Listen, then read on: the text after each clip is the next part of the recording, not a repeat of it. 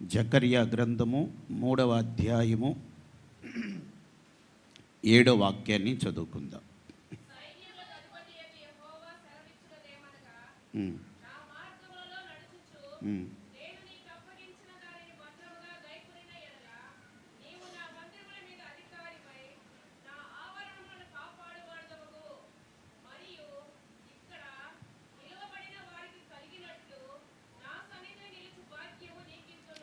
నా సన్నిధిని నిలిచే భాగ్యము నీకెత్తును. దేవుడు ఈ మాసంలో మనకిచ్చిన వాగ్దానపూర్వకమైన ఒక ప్రమాణం ఏంటంటే, నా సన్నిధిలో నిలిచే భాగ్యము నీకు ఇస్తాను. దేవుని సన్నిధిలో నిలిచి ఉండుట గొప్ప భాగ్యం. ఎవరు కూడా ఆ భాగ్యమును పోగొట్టుకోకూడదు. దేవుని సన్నిధిలో మనం ఎల్లప్పుడూ నిలిచి ఉండాలి. దేవుని సన్నిధిలో ఎన్నో శ్రేష్టమైన కార్యములు, ఆశీర్వాదాలు ప్రభువు మన కొరకు ఉంచారు. మనిషి ఎక్కడెక్కడో నిలబడుతూ ఉంటారు, కానీ దేవుని సన్నిధిలో నిలిచి ఉండేదానికి మనిషి ఇష్టపడరు. ఇందాక కూడా ఆరాధన కొరకు అందరినీ లేచి నిలవబెట్టాము. దేవుని సన్నిధిలో నిలవబడి స్తుతించండి అని. కొంతమంది కూర్చొని ఉంటున్నారు, కొంతమంది వెంటనే కూర్చోవాలని ఆశ. అంటే నిలిచి ఎక్కువ సమయము ఉండలేకపోతున్నారు. ప్రభు అంటున్నారు, దేవుని సన్నిధిలో నిలిచే భాగ్యము నీకు ఇస్తాను. యెహోషువతో, ప్రధాన యాజకుడైన యెహోషువతో దేవుడు ఈ మాట చెప్తున్నారు. నా సన్నిధిలో వీరు నిలిచి ఉన్నట్లుగా నీకును నా సన్నిధిలో నిలిచి ఉండే భాగ్యం నేను ఇస్తాను. దేవుని సన్నిధిలో కొంతమంది నిలిచి ఉన్నారు. వారు దేవుని యొక్క దూతలు. వారు ప్రభు సన్నిధిలో నిలిచి దేవుని ఎల్లప్పుడూ స్తుతిస్తున్నారు. ఈ ప్రధాన యాజకుడైన యెహోషువతో కూడా ప్రభు చెప్తున్నారు, నా సన్నిధిలో ఈ దూతలు నిలిచి ఉన్నట్టుగానే నీవును నా సన్నిధిలో నిలిచి ఉండునట్లు అలాంటి ఒక భాగ్యము నీకు ఇస్తాను అని ప్రభు చెప్పారు. నా మార్గములలో నడుస్తూ నేను నీకు అప్పగించిన దానిని భద్రముగా గైకొనిన ఎడల నా మందిరము మీద అధికారివై నా ఆవరణములను కాపాడువాడవగుదువు. ఇక్కడ నిలవబడిన వారికి కలిగినట్లు నా సన్నిధిలో నిలిచే భాగ్యం నీకు ఇస్తాను. దేవుని సన్నిధిలో నిలిచే ఒక భాగ్యం మనం పొందుకోవాలంటే ఆయన మార్గాలలో మనం నడవాలి. దేవుడు మనకు అప్పగించిన దానిని భద్రముగా మనం కాపాడాలి, దాన్ని గైకొని అనుసరించాలి.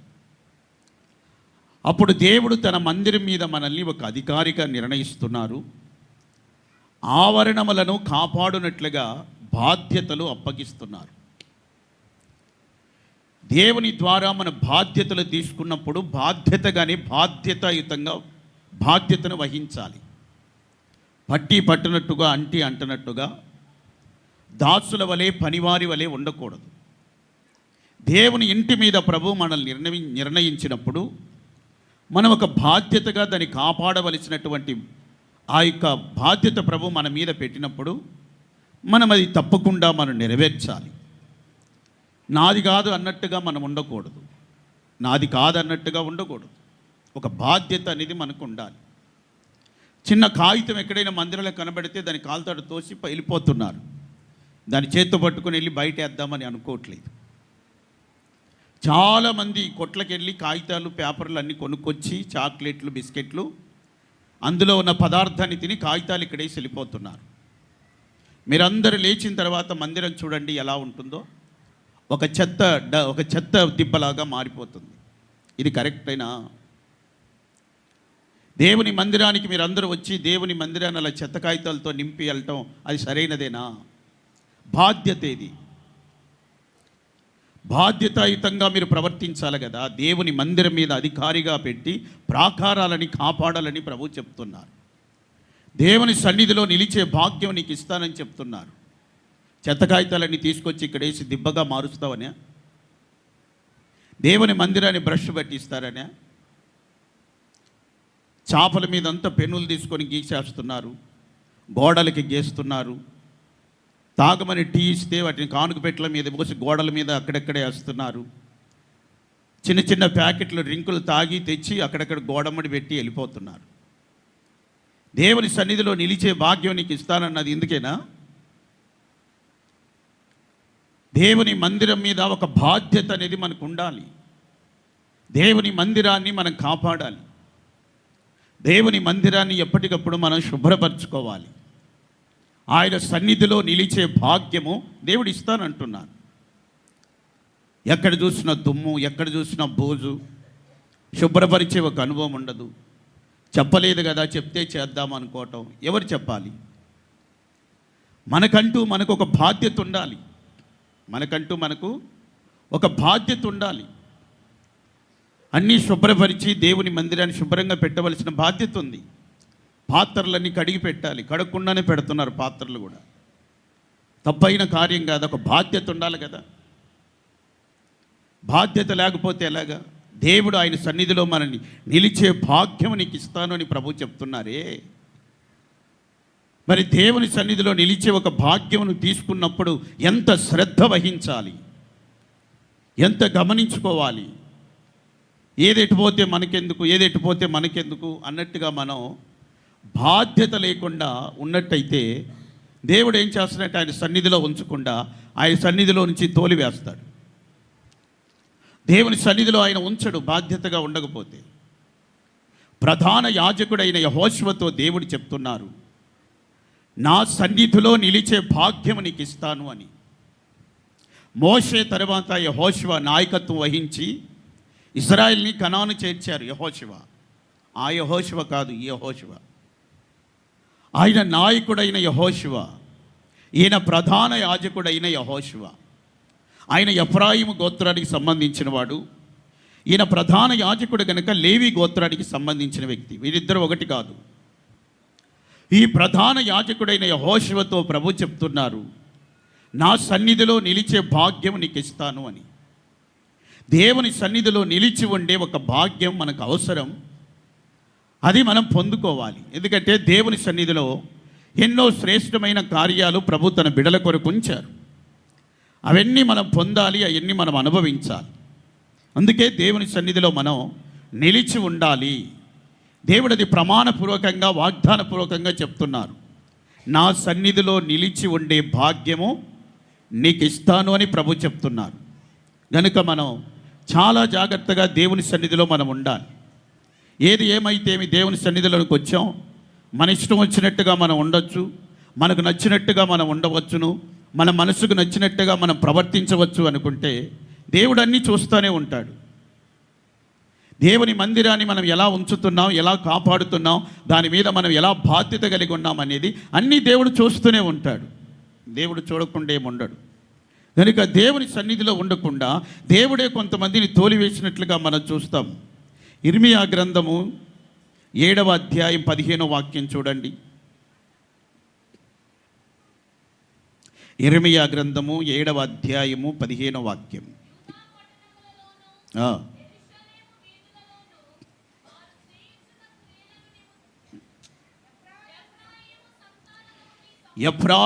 ఎఫ్రాయిము సంతానమగు మీ సహోదరులందరినీ నేను వెళ్ళగొట్టినట్లు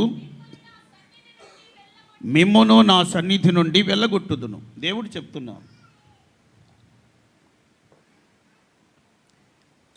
ఎఫ్రాయిమి వారిని నేను నా సన్నిధిలో ఉండకుండా వెళ్ళగొట్టాను.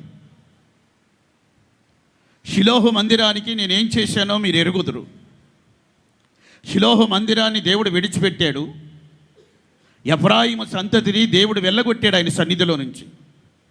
ఎందుకంటే ఆయన ఆజ్ఞలకు వాళ్ళు లోబడలేదు, ఆయన ప్రమాణాలు వాళ్ళు నెరవేర్చలేదు, ఆయన మార్గాలలో వారు నడవలేదు, దేవుని దృష్టికి అసహ్యముగా చెడుతనము కలిగి ప్రవర్తించారు.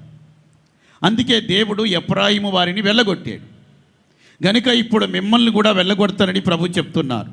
ఎందుకు ఆయన వెళ్ళగొడతారంటే ఈ 15వ వాక్యం, 17 యూదా పట్టణములలోను యెరూషలేము వీధులలోను వారు చేయుచున్న క్రియలను చూచున్నావు కదా, నాకు కోపం పుట్టించినట్లు ఆకాశరాణి దేవతకి పిండి వంటలు చెయ్యాలని అన్య దేవతలకి పానార్పణ పోయవలెననియు పిల్లలు కట్టెలేరుచున్నారు, తండ్రులు అగ్ని రాజబెట్టుచున్నారు, స్త్రీలు పిండి పిసుకుతున్నారు, అందరూ పనిలో ఉన్నారు. ఆకాశరానికి పిండి వంటలు చేయడానికి, పానార్పణాలు పోయటానికి యూదావారు, పిల్లలేమో కట్టెలేరుతున్నారు, తండ్రులేమో అగ్ని రాజబెడుతున్నారు, స్త్రీలేమో పిండి పిసుకుతున్నారు. దేని కొరకు మీరు చేస్తున్నారు? యెహోవాకు బలులు అర్పించడానికి, ఆయనకి పానార్పణం అర్పించడానికంటే కాదు. ఆకాశరాని దేవతకి పిండి వంటలు సిద్ధం చేసి పానార్పణాలు చేసే పనిలో బిజీగా ఉండిపోయారు. అందుకే ప్రభు అంటున్నాడు, నా సన్నిధిలో నుండి ఎఫ్రాయిమీ వారిని ఏ విధంగా నేను తోలివేశానో అలాగే మిమ్మల్ని కూడా నేను వెళ్ళగొడతాను. మిమ్మల్ని ఎక్కడి నుండి నేను తీసుకొచ్చి ఎక్కడ ఉంచానో మీరు ఎరుగరా? ఏ పరిస్థితిలో నుంచి మిమ్మల్ని నేను విడిపించి ఎలా నడిపించి ఈ దేశానికి మిమ్మల్ని తీసుకొని వచ్చానో మీరు ఎరుగరా? ఇప్పుడు మీరు ఏమయ్యారంటే ఆయన్ను మర్చిపోయి, ఆయన ఆరాధించడం మర్చిపోయి ఆకాశరాని దేవతకి మీరు పిండి వంటలు చేస్తున్నారు. ఎవరికి మీరు పిండి వంటలు చేయాలి? వాళ్ళు అంటారు, ఆకాశరాని దేవతకు మేము పిండి వంటలు చేసి ఆమెను మేము పూజించుతున్నంత కాలం అన్నీ మాకు బాగా జరిగినాయి. ఎప్పుడైతే మేము ఆకాశరాని దేవతకి పిండి వంటలు చేయటం మానేశామో అప్పుడు మాకు అన్నీ ప్రతికూలంగా జరిగినాయి అని చెప్తున్నారు.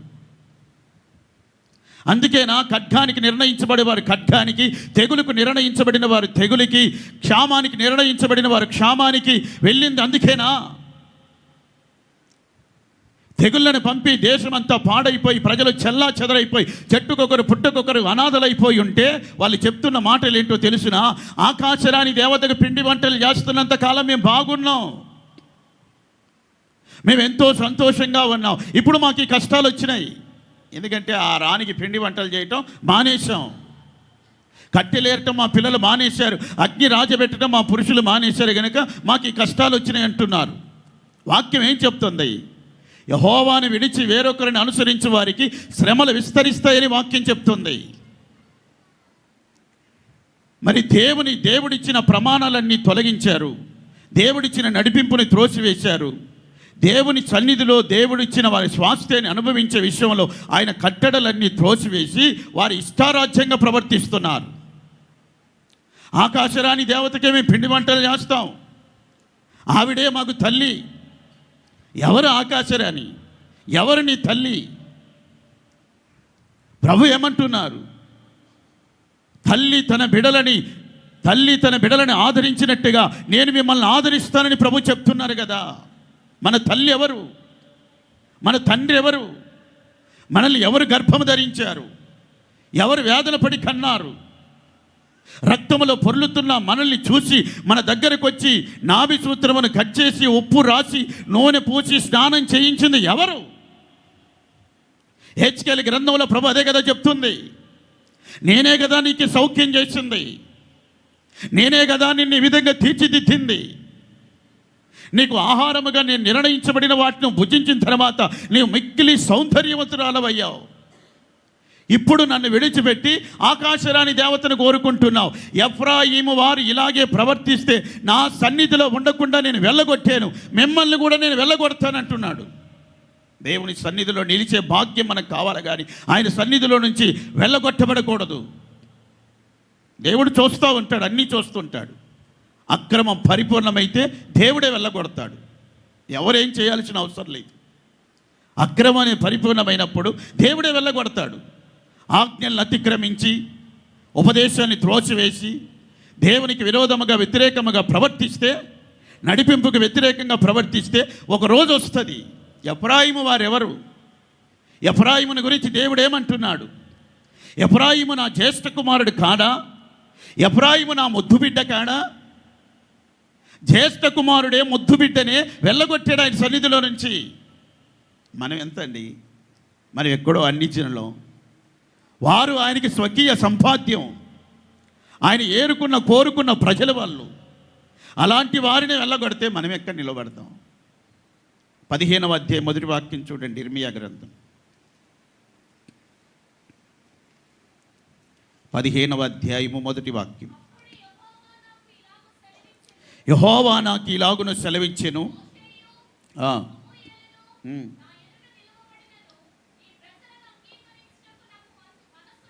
ఉమ్.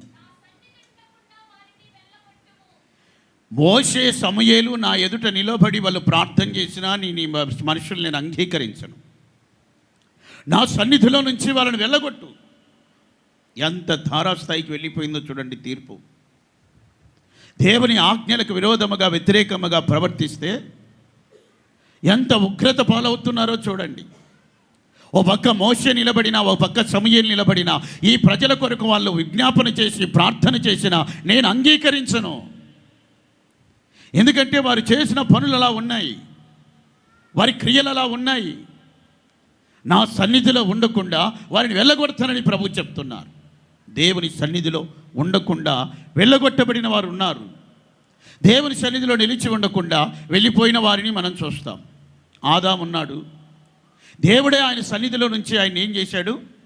వెళ్ళగొట్టాడని వాక్యంలో రాయబడి. ఆదాము అవ్వని దేవుడే వెళ్ళగొట్టాడు.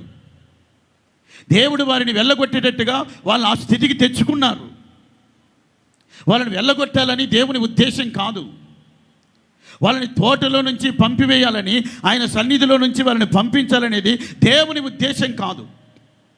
దేవుని యొక్క ప్రణాళిక కానే కాదు. వారు చేసిన క్రియలను బట్టే, వారు నడుచుకున్న విధానాన్ని బట్టే దేవుడు వాళ్ళని వెళ్ళగొట్టాడు. దిగంబరులు అయిపోయారు. దేవుడు వాళ్ళని చూశారు, వాళ్ళు సమీపించలేకపోయాడు. వారు దేవుని సమీపించలేకపోయారు. జంతు చర్మముతో వారికి చొక్కాయలను తయారు చేసి వారికి తొడిగించాడు ఆయన. వారి దిగంబరత్వం కనబడకుండా చొక్కాయలు తొడిగించి తాను నిర్మించినటువంటి ఆ తోటలో నుండి వారిని వెళ్ళగొట్టేను అని రాయబడింది. ఆ తోటలో నుండి వెళ్ళగొట్టాను. ఏ నేల నుండి దేవుడు వారిని తీశారో ఆ నేలని, ఆ భూమిని సేద్యం చేయటానికి దేవుడు వారిని వెళ్ళగొట్టాడు. తిరిగి మరలా వస్తారేమని చుట్టూ ఖడ్గజ్వాలలు పెట్టాడు ఆయన, ఇంకా రాకుండా. ఇక మరలా వాళ్ళు వచ్చే అవకాశం కూడా దేవుడు వారికి ఇవ్వలేదు. దేవుని సన్నిధిలో నుంచి నెమ్మదిగా వెళ్ళిపోయారు. దేవుడు ఎంతో ఉద్దేశం కలిగి ఉన్నాడు వారి పట్ల. కానీ వారైతే ఒక్క జత బట్టలు పెట్టించుకొని వెళ్ళిపోయారు. ఒకే ఒక జత బట్టలు పెట్టాడు దేవుడు వాళ్ళకి. బట్టలు పెట్టి సాగనంపాడు. దేవుని సన్నిధిలో నుంచి వెళ్ళిపోయాడు. చెమట కార్చి పొలం దున్ని ఎంత ప్రయాసపడ్డారు. దేవుని సన్నిధి విలువలు అప్పుడు తెలిసినాయి. దేవుని సన్నిధిలో ఉన్నప్పుడు వాళ్ళకి ఆ సన్నిధి యొక్క విలువలు తెలియలేదు.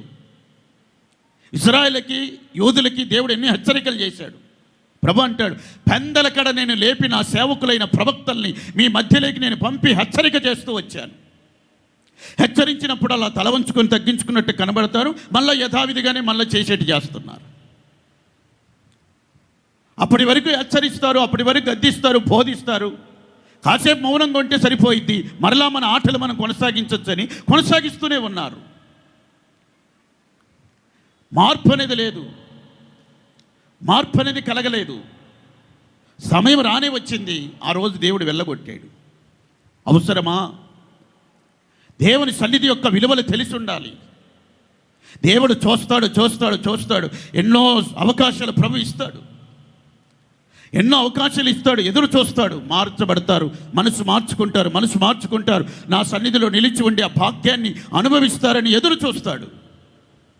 ఎంత హెచ్చరించినా, ఎంత గద్దించినా ఇదంతా మామూలే. నేను ఎన్నో సంవత్సరాలుగా వింటున్నాను ఈ మాటలు. ఈ ప్రవక్తలు ఇలాగే చెప్తారు, ఈ సేవకులు ఇలాగే మాట్లాడతారని వాళ్ళు పెడచెవిన పెట్టారు. ఒకరోజు వచ్చింది, వెళ్ళగొట్టేశాడు ఆయన. దేవుని సన్నిధి విలువలు తెలుసుకొని ఉండాలి. బయటకు వచ్చిన తర్వాత ఎండకి ఎండుతుంటే, పొలం దున్నేటప్పుడు కష్టపడుతుంటే, చెమట కార్చి ఆ చెమట నేల పడుతుంటే ఆ ప్రయాస, వేదన అప్పుడు తెలుస్తుంది దేవుని సన్నిధి విలువలు. కష్టపడిన దానికి ఏమైనా ఫలితం అనుభవిస్తున్నారంటే ముళ్ళ తుప్పలు గచ్చపొదలు మలుస్తున్నాయి. ముళ్ళ పొదలు, గచ్చపొదలు వీటి కంప ఈ చెట్లు తీసేసుకొని మరలా సాగు చేసుకోవటానికి సరిపోయింది.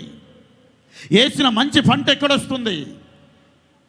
శాపగ్రస్తమైన ఒక జీవితం దేవుని సన్నిధిని విడిచిపెడితే ఎంత భయానకంగా ఉంటుందో చూడండి. కయ్యను, యెహోవా సన్నిధిలో నుంచి కయ్యను వెళ్ళిపోయిను అని రాయబడింది. దేవుని సన్నిధిలో నుంచి బయటికి వెళ్ళిపోయాడు కయ్యను. దేవుని సన్నిధిలో లేడాయన. మంచి క్రియలు లేవు. సహోదరుని హత్య చేశాడు. దేవుడు అడిగితే దానికి సమాధానం సరిగా చెప్పలేదు. శాపగ్రస్తమైన ఒక జీవితం. దేవుని సన్నిధిలో నుంచి నెమ్మదిగా వెళ్ళిపోయాడు. ఆశీర్వాదం ఏమైనా తీసుకొని వెళ్ళాడా? శాపాన్ని తీసుకొని వెళ్ళిపోయాడు. ప్రాణభయంతో ప్రభుని అడిగితే నిన్నెవరు చంపకుండా నిన్ను ముద్ర వేస్తానంటే ఆ ముద్ర వేయించుకొని వెళ్ళిపోయాడు. ప్రాణభిక్ష కొరకై వేడుకున్నాడు. ఆ ప్రాణభిక్ష దేవుడు పెట్టాడు. దేవుని సన్నిధిలో నుంచి వెళ్ళిపోయాడు. దేవుని సన్నిధిలో ఉన్నటువంటి ఆ యొక్క విలువలు ఎరగలేదు ఆయన, విలువలు తెలుసుకోలేదు ఆయన. దేవుని సన్నిధిలో నుంచి వెళ్ళిపోయాడు. యోనా ప్రవక్త ఆయన, దేవుని సేవకుడు ఆయన. యోనాకు దేవుడు చెప్పాడు నినివే పట్టణానికి వెళ్ళమని. ఆయన అక్కడికి వెళ్ళటం ఇష్టం లేక తర్షీషుకు వెళ్ళేటటువంటి ఓడకి టిక్కెట్ కొనుక్కొని ఆ ఓడ ఎక్కి వెళ్ళిపోయాడు. రాయబడింది, యెహోవా సన్నిధిలో నుంచి యోనా వెళ్ళిపోయాడని రాయబడింది. ఎంత దూరం వెళ్ళాడు? దేవుని సన్నిధిలో నుంచి వెళ్ళిపోయాడు. ఎంత దూరం వెళ్ళగలిగాడు? తర్షీషుకు వెళ్ళి చేరగలిగాడా? తర్షీషుకు వెళ్ళి సేవలు చేయగలిగాడా? కొంత దూరం వెళ్ళిపోయాడు. ఆ సముద్రంలో ఒక తుఫాన్ రేగింది. ఓడలో ఉన్నవారంతా ఓడ సరుకులు సముద్రంలో వేసి ఓడను తేలిక చేయాలని చూస్తున్నారు, కానీ అది అనగలేదు. అందరూ తమ తమ దేవతలకి వాళ్ళు ప్రార్థనలు చేస్తున్నారు. యోనా వెళ్ళి ఏం చేస్తున్నాడో తెలుసునా? ఓడ అమరములు తలవాల్చుకొని ఆయన నిద్రపోతున్నాడు. వాళ్ళు వెళ్ళి ఏమన్నారు తెలుసునా? ఓయి నిద్రపోతా, నీది ఏ దేశం? నీవు ఎవరు? నీకేమొచ్చింది? ఎందుకు ఇక్కడ నిద్రపోతున్నావు? దేవుని సన్నిధిలో ఆయన ఉన్నప్పుడు దేవుడు యోనాను ఏమన్నారు తెలుసునా? యోనా అనే పేరుకి అర్థం ఏంటంటే పావురమని, లేకపోతే గువ్వ అని. దేవుడు పిలిచాడు యోనాని, నా పావురమా అని పిలిచాడు. ఎంత మంచి పిలుపుతో పిలిచాడో చూడండి. నా పావురమా, నినివే పట్టణం యొక్క దోషము గొప్పదయ్యున్నది, ఆ ప్రజల యొక్క పాపం విస్తరించి నా సన్నిధికి వచ్చింది, నీవు అక్కడికి వెళ్ళి దానికి తీర్పు ప్రకటించు. యోనా అంటే పావురం. నా పావురమా, ఆ పట్టణము కొరకై నీ మూలుగులు పెట్టి దుఃఖారావం చేయి. ఆ పట్టణము కొరకై కన్నీరు విడువు. నినివే పట్టణస్థుల యొక్క పాపాన్ని నేను పరిహరిస్తాను, వారు మారు మనసు నొందితే. ఆయన్ని నా పావురమా అని దేవుడు పిలిస్తే, నేను నీ పావురమును కాదయ్యా అని చెప్పి దేవుని సన్నిధి నుంచి వెళ్ళిపోయాడు ఆయన. ఓడలో ఉన్నవారు పిలిచారు ఆయన్ని, ఓయి నిద్రపోతా అని పిలిచారు. దేవుని పిలుపు ఎలా ఉన్నది? అన్ని జనుల పిలుపు ఎలా ఉన్నది? దేవుని సన్నిధిని విడిచిపెడితే నిన్ను ఏ విధంగా పిలుస్తారు? దేవుని సన్నిధిని విడిచిపెట్టి వెళ్ళిపోతే నిన్ను ఎలా పిలుస్తారు? దేవుని సన్నిధిలో ఉంటే దేవుని నిన్ను ఎలా పిలుస్తున్నాడో చూడండి. దేవుని సన్నిధి విడిచిపెట్టి వెళ్ళిపోతే వాళ్ళు ఎలా పిలుస్తున్నారు ఆయన్ని? ఓయి నిద్రపోతా, నీకేమొచ్చింది? తుఫాను వచ్చి నశించిపోతున్నావు. ఆయన ఏమన్నాడో తెలుసునా? ఈ తుఫానికి కారణం నేనే. ఏం చేశావు నువ్వు? యెహోవా సన్నిధిలో నుండి నేను పారిపోతున్నాను. యెహోవా సన్నిధిలో నుంచి నేను పారిపోతున్నాను, అందుకే ఈ తుఫాను. దేవుని సన్నిధిలో నుంచి పారిపోతే ఒక తుఫాను. ప్రియమైన వారులారా, మరి ఏం చేయాలి? నన్ను ఎత్తి సముద్రంలో పడవేయండి, వేరే మార్గమే లేదు. వాళ్ళు దరికి తీసుకురావడానికి ఎంతో ప్రయాసపడ్డారు, కానీ వాళ్ళ వల్ల కాలేదు. వాళ్ళు యోనాను తీసుకొచ్చి దరికి చేర్చారంటే మరలా మాట వినకుండా వెళ్ళిపోతాడు, ఏదో దేశానికి వెళ్ళిపోతాడు. డబ్బు చేతిలో ఉంది, టికెట్లు కొనుక్కుంటున్నాడు. డబ్బు లేకపోతే టికెట్ కొనేవాడు కాదు, డబ్బు ఉంది చేతిలో ఆయనకి. అందుకే తార్షీషుకి వెళ్ళేటటువంటి ఆ ఓడ టికెట్ కొన్నాడు ఆయన. టికెట్ కొని ఆ ఓడ ఎక్కాడు, డబ్బు చేతిలో ఉంది. మళ్ళీ వీళ్ళు దరికి తీసుకెళ్తే ఇంకో దేశానికి టికెట్ కొంటాడు. అందుకే దరికి ఓడను పోనివ్వలేదు. వాళ్ళు ఎత్తి సముద్రంలో పడవేశారు. ఒక తిమింగలం ఆయన్ను మింగింది. ఆజ్ఞ ఇస్తే దేవుడు ఆ తిమింగలంలో ఉండి ఆయన ప్రార్థన చేశారు. దేవునికి మొరపెట్టి ప్రార్థన చేస్తే ఆ తిమింగల నెమ్మదిగా నినివే పట్టణానికి తీసుకెళ్ళి ఆ ఒడ్డును కక్కేసింది. ప్రియమైన దేవుని బిడలారా, తర్షీషుకి అయితే టిక్కెట్ కొనాల్సి వచ్చింది, నినివే పట్టణానికి ఇప్పుడు టిక్కెట్ కూడా లేకుండానే వెళ్ళిపోయాడు అక్కడికి. దేవుని కార్యాలు గొప్పయి. దేవుని మాటకి మనం లోబడాలి, దేవుని మాటకి మనం విధేయత చూపాలి. దేవుని సన్నిధి యొక్క విలువలు మనం తెలుసుకొని ఉండాలి. దావీదుకు తెలుసు బాగా. అందుకే దావీదు ఏమంటాడో తెలుసునా, నీ సన్నిధిలో నుంచి నన్ను త్రోసివేయద్దు, నీ సన్నిధిలో నుంచి నన్ను త్రోసివేయద్దు. ఆయన సన్నిధి యొక్క విలువలు దావీదుకు బాగా తెలుసు. మనమంతా దేవుని బిడలమై ఉన్నాం. దేవుని సన్నిధి యొక్క విలువలు తెలిసి ఉండాలి. దేవుని సన్నిధిలో భయభక్తులు అవసరం. దేవుని సన్నిధిలో ఇకిలి చేష్టలు కాదు, దేవుని సన్నిధిలో సరసాలు కాదు, దేవుని సన్నిధిలో పరిహాసాలు కాదు. దేవుని సన్నిధి యొక్క విలువలు తెలుసుకొని వణుకుతో భయముతో కొనసాగాలి.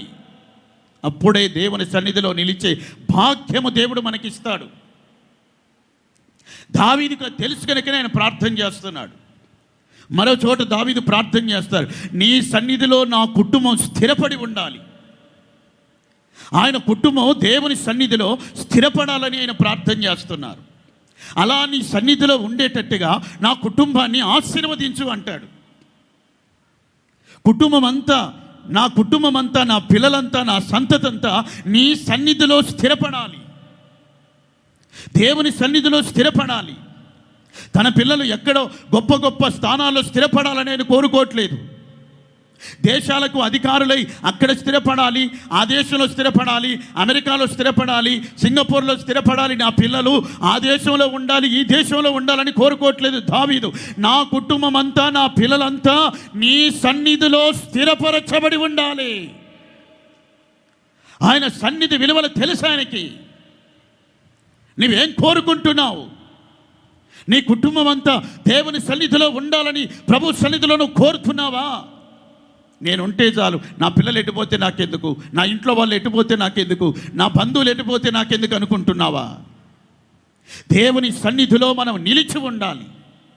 నీ కుటుంబం దేవుని సన్నిధిలో నిలిచి ఉండాలి. అందుకే ఆయన ప్రార్థన చేస్తున్నాడు, నా కుటుంబం నీ సన్నిధిలో స్థిరపడాలి. ఏది ఉన్నా ఏది లేకపోయినా నీ సన్నిధిలో ఉంటే చాలు. నా కుటుంబం, నా పిల్లలు నీ సన్నిధిలో ఎదిగితే చాలు. కానీ ఆ పిల్లలకి దేవుని సన్నిధి యొక్క విలువలు తెలియలేదు. తండ్రి యొక్క హృదయ వాంఛ నా పిల్లలని సన్నిధిలో ఉండాలి అని, కానీ ఆ పిల్లలకి అది అర్థం కాలేదు. దేవుని సన్నిధిని వచ్చినటువంటి ఆ విలువలు ఆ పిల్లలకు తెలియలేదు. ఎప్పుడు ప్రార్థన, ఎప్పుడు మందిరం, ఎప్పుడు ప్రార్థనకి వెళ్ళాలా, మందిరానికి వెళ్ళాలా, ఆరాధనకి వెళ్ళాలా, ఆదివారం సెలవు కదా, ఈరోజైనా నేను ఫ్రెండ్స్ దగ్గరికి పోవాలి, ఈరోజైనా నేను ఫ్రెండ్స్తో తిరగాలి, ఈరోజైనా నేను అక్కడెక్కడ తిరిగి నేను సంతోషంగా ఉండాలి. దేవుని సన్నిధి విలువలు తెలియట్లేదు వాళ్ళకి. లోక సంతోషాల వైపు వెళ్ళిపోతున్నారు. దేవుని సన్నిధిలో నిలిచే భాగ్యం దేవుడు మనకి ఇస్తానని చెప్పారు. దేవుని సన్నిధిలో ఉన్న ఒక 4 విషయాలు నేను మీతో చెప్తాను. త్వరగా నేను చెప్తాను, సమయానికి ముగిస్తాను. 142వ కీర్తన 2వ వాక్యం.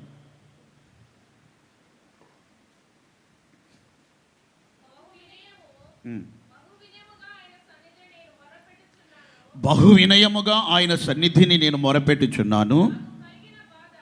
నాకు కలిగిన బాధ ఆయన సన్నిధిని తెలియజెప్పుకొనుచున్నాను. ఇక్కడ కీర్తనాకారుడైనటువంటి దావీదు దేవుని సన్నిధిలో ఆయన మొరపెడుతున్నట్టుగా చెప్తున్నారు. ఆయన బాధ దేవుని సన్నిధిలో తెలియజేస్తున్నట్టుగా మనకి ఇక్కడ ఆయన చెప్తున్నారు. ఈ వాక్యంలో దావీదు అదుల్లామీని యొక్క గుహలో ఉన్నప్పుడు, సౌలు చేతిలో నుంచి తను తప్పించబడినప్పుడు, ఆ గుహలో దాక్కుని ఉన్నప్పుడు ఆయన ఈ కీర్తన రాసినట్లుగా పైన ఉంటుంది. దావీదుని సౌలు తరుముతూ వచ్చాడు. దావీదు అక్కడక్కడ అడవుల్లో పారిపోయి దాక్కుంటూ వచ్చారు. అదుల్లామీని గుహలో దావీదు దాక్కున్నప్పుడు సౌలు కూడా అదే గుహ యొద్దకు వెళ్ళాడు. అక్కడ కూడా సౌలు చేతిలో నుంచి దావీదుని దేవుడు తప్పించారు. సౌలు అక్కడికి వచ్చాడు, సౌలుతో ఉన్న సైన్యం అక్కడికి వచ్చారు. ఆయన దేవునికి మొరపెడుతున్నాడు. ఆయన బాధలన్నీ ప్రభువుతో చెప్తున్నారు. ఆయన బాధలన్నీ దేవుని సన్నిధిలో దేవునికి తెలియచేస్తున్నారు. దేవుని సన్నిధిలో మొదటిగా మనకు కలిగే శ్రేష్టత ఏంటంటే, మన బాధలు, మన కష్టాలు, మన ఇరుకులు, ఇబ్బందులన్నీ మనం దేవునికి మొరపెట్టినప్పుడు దేవుని సన్నిధిలో ప్రభువు మన మొర ఆలకిస్తాడు. మన ప్రార్థన ఆలకిస్తాడు ఆయన. దేవుని సన్నిధిలో మన ప్రార్థన ఆలకించబడుతుంది. గనుక మనం దేవుని సన్నిధిలో మనం మొరపెట్టాలి. దేవుని సన్నిధిలో మన బాధ ఏంటో, మన కష్టం ఏంటో దేవునికి తెలియచేయాలి. యూదా ఉన్నాడు, ఇస్కరియోతు యూదా. ఆయన యేసు ప్రభుని 30 వెండి నాణెములకు యేసు ప్రభుని అప్పగించాడు. అప్పగించిన తర్వాత వాళ్ళు ఆయనకి శిలువ మరణం విధించారు.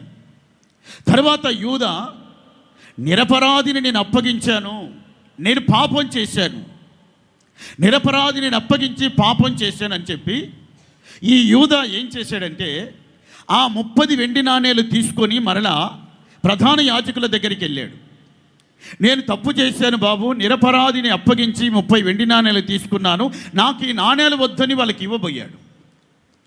వాటితో మాకు పని లేదని చెప్పారు వాళ్ళు. నువ్వే వాటిని చూసుకో అని చెప్పారు. అంటే తను ఎక్కడ మొరపెట్టుకుంటున్నాడో తెలుసునా? తాను చేసింది తప్పని తను గ్రహించాడు, తాను చేసింది పాపమని తెలుసుకున్నాడు. తను ఎక్కడ మొరపెడుతున్నాడంటే ప్రధాన యాజకుల దగ్గరికి వెళ్ళి మొరపెడుతున్నాడు. నేను నిరపరాధిని అప్పగించి నేను పాపం చేశాను, నాకు ఈ 30 వెండి నాణేలు మాకొద్దని చెప్తున్నారు. కానీ అక్కడికి వెళ్ళి ఆయన పశ్చాత్తాపడుతున్నాడు. కానీ యూదా ఒక దొంగని వాక్యంలో రాయబడింది. అదే సమయంలో యేసు ప్రభుని సిలువేసినప్పుడు కూడా ఆయన కుడివైపున ఒక దొంగ ఉన్నాడు. ఆ దొంగ కూడా పశ్చాత్తాపడుతున్నాడు. ఆ దొంగ పశ్చాత్తాపడి యేసు ప్రభుని చూసి ఏం చెప్తున్నాడంటే, నీవు నిజముగా దేవుని కుమారుడవు, నీవు నీ రాజ్యముతో వచ్చినప్పుడు నీ రాజ్యములో నన్ను జ్ఞాపకం చేసుకోమని చెప్తున్నాడు. ఒక వ్యక్తి, ఇద్దరు దొంగలే. ఒక దొంగేమో ప్రధాన యాజకుల దగ్గరికి వెళ్ళి మొరపెడుతున్నాడు, ఒక దొంగేమో యేసు ప్రభుతో మొరపెడుతున్నాడు. యేసు ప్రభు అతని పాపమును క్షమించి నేడే నీవు నాతో కూడా పరదైసులో ఉంటావన్నాడు. కానీ ఇక్కడ ప్రధాన యాజకులు యూదాతో చెప్పారు, ఆ నాణెములతో మాకు పని లేదు, గనుక నీవే వాటిని చూసుకో, ఏమైనా చేసుకో, మాకు అనవసరం అని చెప్పారు. అతని పాపమును వారు క్షమించలేకపోయారు. ప్రధాన యాజకులు మనిషి యొక్క పాపాన్ని పరిపూర్ణంగా విడిపించలేకపోయారు, పాపం నుంచి విడుదల కలగ చేయలేకపోయారు.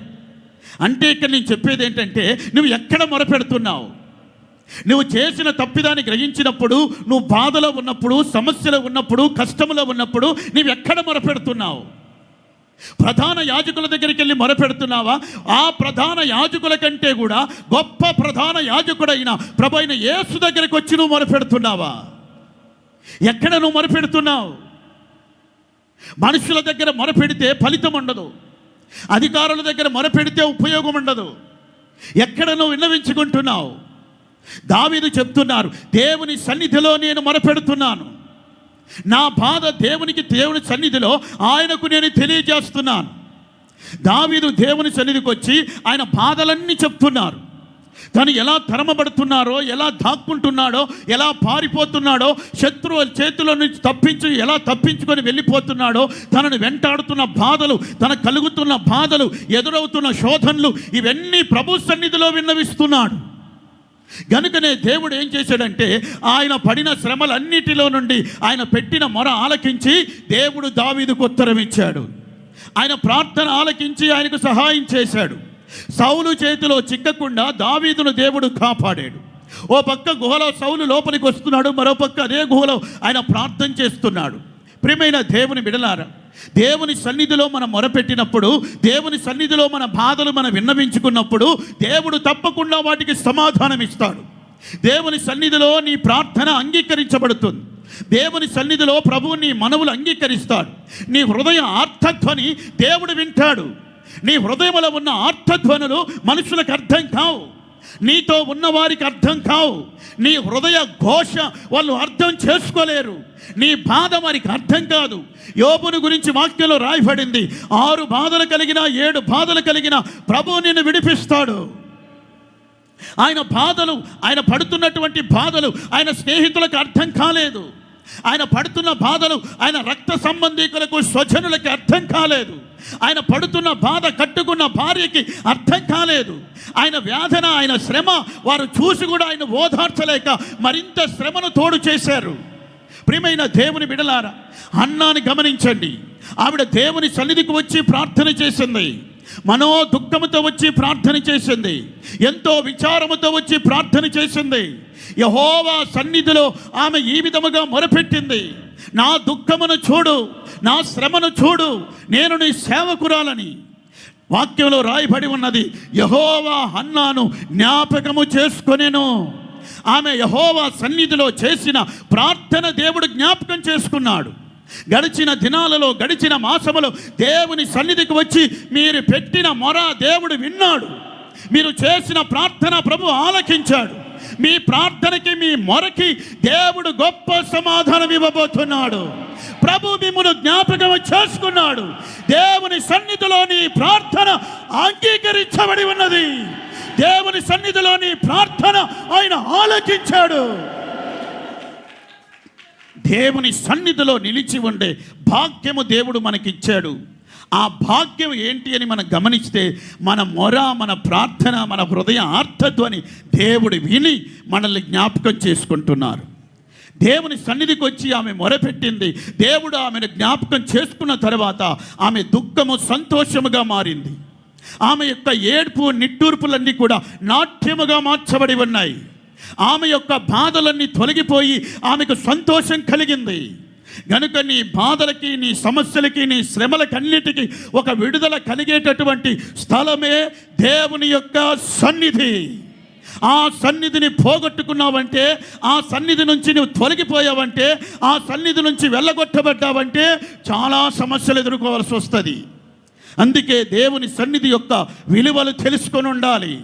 చిన్న విషయానికి, పెద్ద విషయానికి అలగడం, చిన్న విషయానికి, పెద్ద విషయానికి మందిరం మానేయడం, చిన్న విషయానికి, పెద్ద విషయానికి దేవుని సన్నిధికి దూరం కావడం, మనుషులను బట్టి దూరం కావడం, పరిస్థితులను బట్టి దూరం కావడం, కాలాన్ని బట్టి దూరం కావడం, దేవుని సన్నిధికి దూరం కావడం, ఈ సమస్యలన్నీ కారణాలుగా పెట్టుకొని దూరం కావడం ఎంత మాత్రము మంచిది కాదు.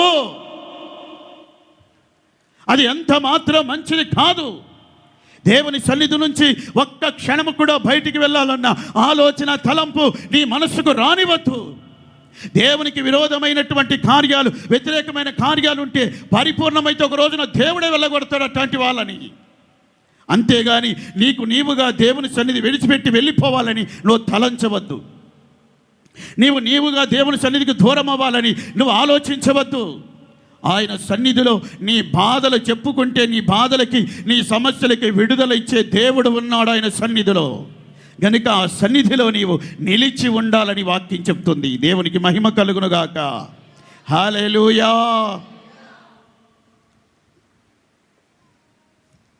మరొక విషయాన్ని చెప్తాను, గ్రహించండి. 16వ కీర్తన 11వ వాక్యం మనం ఇప్పుడు చదువుకునే వాక్యం ఇది. 16-11 జీవ మార్గమును నీవు నాకు తెలియజేసితివి, నీ సన్నిధిని సంపూర్ణ సంతోషము కలదు, నీ కుడి చేతిలో నిత్యము సుఖములు కలవు. జీవ మార్గములు నీవు నాకు తెలియజేశావు. జీవ మార్గాలు మనకెవరు బయలుపరిచారు? జీవ మార్గాల్ని మనకెవరు తెలియచేశారు? దేవుడే మనకు జీవ మార్గాన్ని తెలియచేశారు. ఆయన సన్నిధిలో సంతోషము కలదు, నిత్యము సంతోషము కలదు. దేవుని సన్నిధిలో నిలిచి ఉంటే నిత్యము సంతోషంగా ఉంటావు, నిత్యము ఆనందంగా ఉంటావు. అంటే దేవుని సన్నిధిలో ఉండేవారికి సంతోషము తప్ప వేరొకటి ఉండదా? వారికి బాధలు ఉండవా? వారికి సమస్యలు ఉండవా? వారికి బాధలు ఉంటాయి, సమస్యలు ఉంటాయి. కానీ దేవుని సన్నిధిలో మనం నిలిచి ఉన్నప్పుడు ప్రభు ఇచ్చే ఆ నిత్య సంతోషం వేరు. దేవుని సన్నిధిలో ఉన్నటువంటి ఆనందం వేరు. ప్రభు సన్నిధిలో మనం ఎల్లప్పుడూ ఆనందంగా, సంతోషంగా ఉండాలి. మీరందరూ కూడా అక్కడక్కడ నివసించేటటువంటి ప్రజలు ఆదివారం అయ్యేసరికి మీ స్థలాలు విడిచిపెట్టి దేవుని సన్నిధికి వస్తున్నారు. కొంత సమయం దేవుని సన్నిధిలో ఉండటానికి మీరు ఇష్టపడుతున్నారు. ఎందుకంటే 6 దినాలు మీరు ప్రయాసపడి మీరు సంచరించిన చోట్ల ఎన్నో బాధలు ఉంటాయి, ఎన్నో సమస్యలు ఉంటాయి. ఈ యొక్క పునరుద్ధాన దినమున కొంత సమయం మన ప్రాంతాలు విడిచి దేవుని సన్నిధికి వెళ్ళిపోతే మనం సంతోషంగా ఉండొచ్చని వస్తున్నారు. గనుక దేవుని సన్నిధిలో నిత్య సంతోషం ఉంది. ఆ సంతోషాన్ని అనుభవించండి. దేవుని సన్నిధిలో ఉన్న ఆనందముతో, సంతోషముతో నింపబడండి. ఈ సంతోషాన్ని మీరు పొందండి. అది ఎవ్వరూ మీ యొద్ద నుండి తీసివేయలేరు. లోకం ఇచ్చే సంతోషం ఉంది, మనుషుల ద్వారా కలిగే సంతోషాలు ఉన్నాయి, తినుట ద్వారా, తాగుట ద్వారా కలిగే సంతోషం ఉంది, ఆట పాట యందు సంతోషం ఉంది. కానీ ఈ సంతోషాలన్నీ శాశ్వతమైనవి కాదు. ఇజ్రాయేల్ సీనాయి పర్వతం దగ్గర తిని తాగి ఆడుటకు లేచారు. వాళ్ళు సంతోషంగా నాట్యం ఆడుతున్నారు. ఎంతసేపు ఆ సంతోషం ఉంది. క్షణంలోనే అది మరలా మోసే కిందికి రావడం, అది ఆవిరైపోయింది. కనుక ఆ సంతోషాలు క్షణికమైనవే, ఆ సంతోషాలు తాత్కాలికమైనవే. అమ్నోను ద్రాక్షారసం దాగి సంతోషంగా ఉన్నాడు. అబ్షాలోము అదే సమయంలో తన సేవకులకు ఆజ్ఞాపించాడు అతన్ని చంపమని. కనుక ఆ సంతోషం ఎంతసేపు ఉంది, ఆ సంతోషం ఎంతసేపు కొనసాగింది. ప్రియమైన దేవుని బిడలారా, దేవుడు మనకు ఒక సంతోషం ఇచ్చారు. అది లోకం ఇచ్చినట్టుగా కాదు, లోకం సంతోషం ఇచ్చినట్టుగా కాదు. మనకిచ్చింది ప్రభు. ఆయన సంతోషమే ప్రభు మనకిచ్చాడు. ఆయన ఆనందమే ప్రభు మనకిచ్చాడు. ఆయన యందు మనం సంతోషంగా ఉండాలని, ఆయన యందు ఆనందంగా ఉండాలని ప్రభు కోరుకుంటున్నారు. దేవుని సన్నిధిలో మనకు ఎలాంటి సంతోషం కలుగుతుందంటే, ప్రభువుకు ఏ సంతోషం కలిగిందో అదే సంతోషం ప్రభు మనకు అనుగ్రహిస్తారు.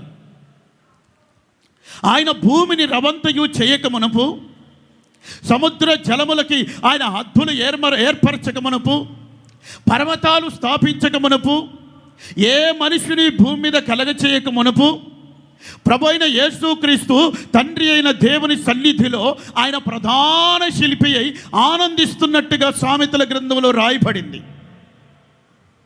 ప్రభు అయిన యేసుక్రీస్తు ప్రధాన శిల్పిగా తండ్రి అయిన దేవుని సన్నిధిలో ఆనందంగా ఉన్నాడు. ఆయన ఇంకా అప్పటికి జగత్తుకు పునాదులు వేయబడలేదు, భూమిని రవంతయు ఆయన సృష్టించలేదు, పర్వతాలు స్థాపించబడలేదు. దేవుని సన్నిధిలో గొప్ప ఆనందము, సంతోషం అది ప్రేమైన కుమారుడు అనుభవిస్తున్నారు. కనుక ప్రభు కోరుకునేది ఏంటంటే, నీ యొద్ద నాకు ఎలాంటి సంతోషం ఉండేనో నీవు నాకు అనుగ్రహించిన వారు కూడా నాతో ఉండాలి, మనతో ఉండాలి. అదే సంతోషమును వారు అనుభవించాలి, అదే సంతోషాన్ని వారు పొందుకోవాలి. కనుక ప్రభువు మనకు అనుగ్రహించే ఆ నిత్య సంతోషాన్ని మనం పొందుకోవాలి. యెషయా గ్రంథం 9వ అధ్యాయం 3వ వాక్యాన్ని చదువుకుందాం.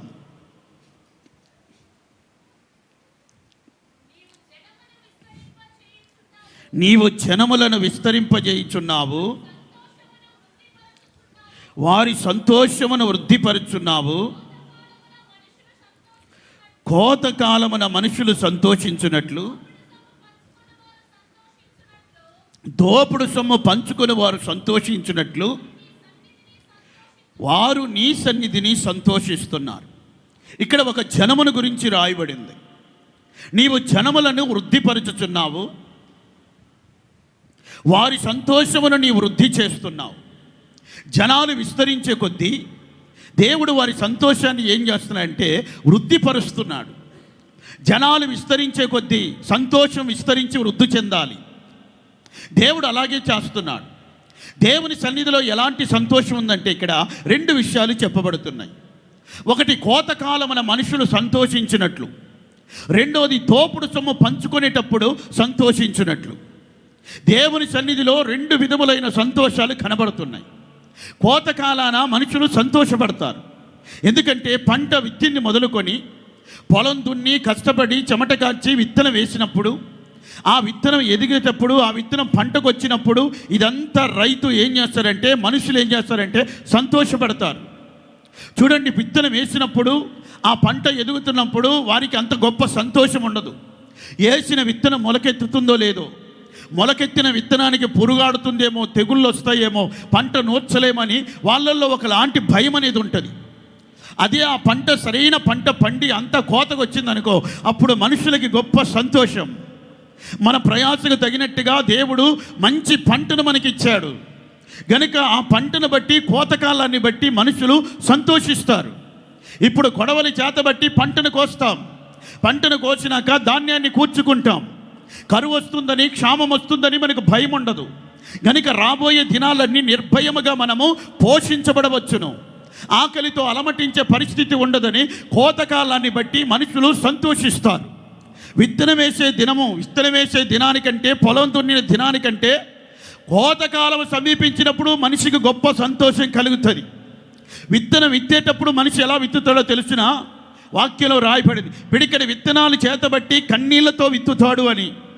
విత్తేటప్పుడు కన్నీళ్లతో విత్తుతాడు, విత్తేటప్పుడు ఎంతో బాధతో విత్తుతాడు.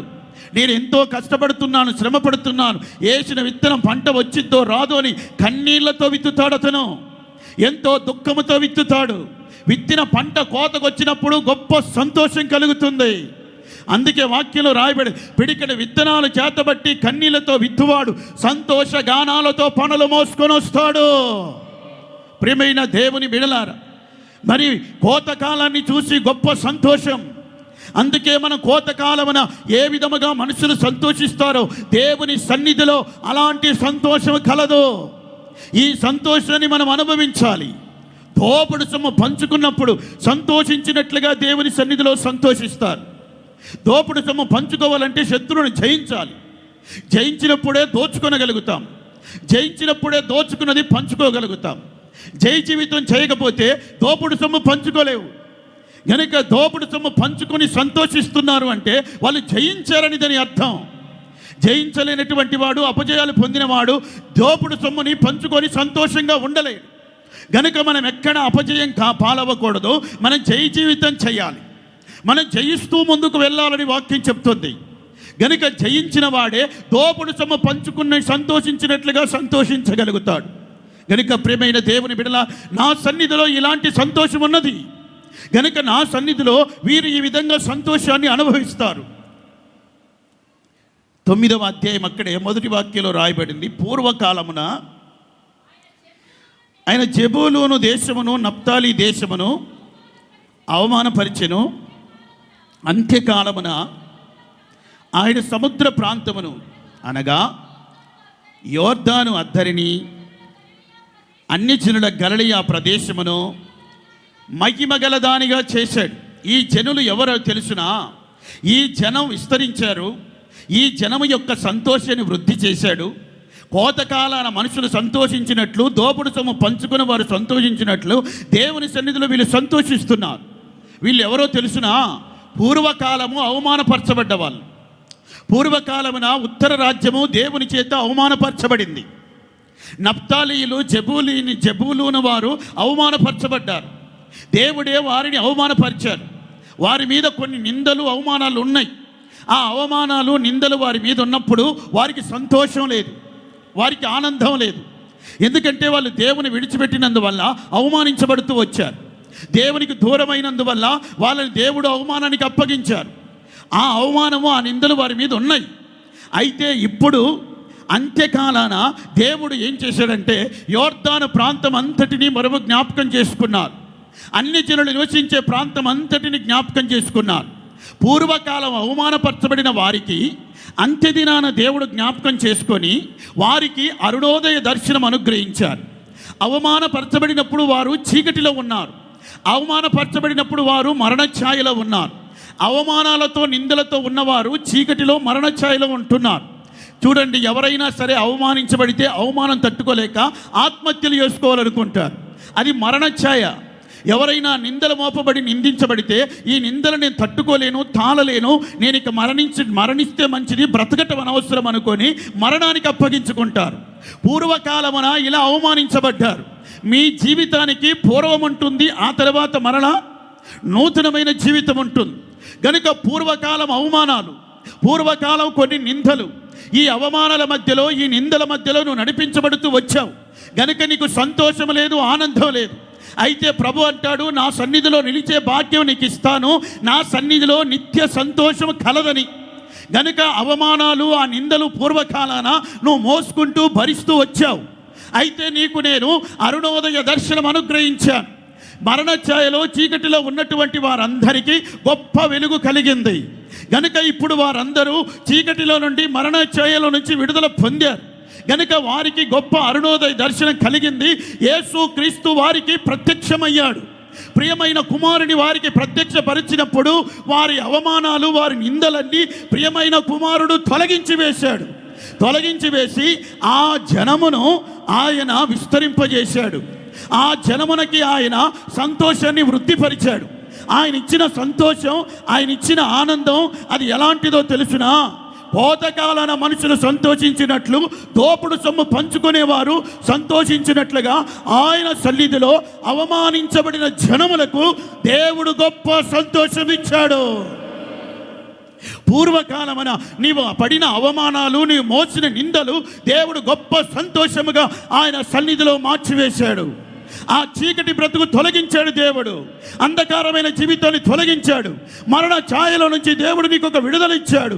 గొప్ప సంతోషముతో ప్రభు నిన్ను నింపుతున్నారు.